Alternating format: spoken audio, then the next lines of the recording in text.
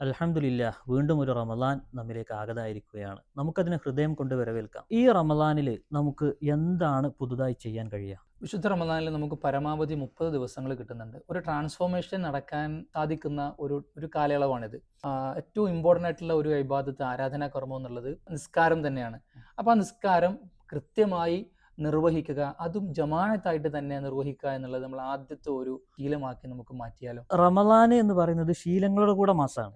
ഭക്ഷണത്തിന്റെ കാര്യത്തിലായാലും, അതെ, അതുപോലെ തന്നെ ഇബാദത്തിന്റെ കാര്യത്തിലായാലും, അതെ. മറ്റുള്ള എന്ത് കാര്യത്തിനായാലും. ഇത് ഖുർആൻ പറയുന്നുണ്ട്, ഒരു ജനത അവർക്ക് സ്വന്തം ട്രാൻസ്ഫോർമേഷന് വിധേയരാകാൻ താല്പര്യപ്പെടാതെ ഒരിക്കലും അള്ളാഹു ഒരു മാറ്റം അവരിൽ ഉണ്ടാക്കുകയില്ല എന്ന് പറയുന്നുണ്ട്. അപ്പൊ ഈ റമദാൻ അങ്ങനെ ഒരു മാറ്റത്തിന്റെ വഴി തുറക്കുന്ന ഒരു റമദാനായി മാറട്ടെ, അല്ലെ?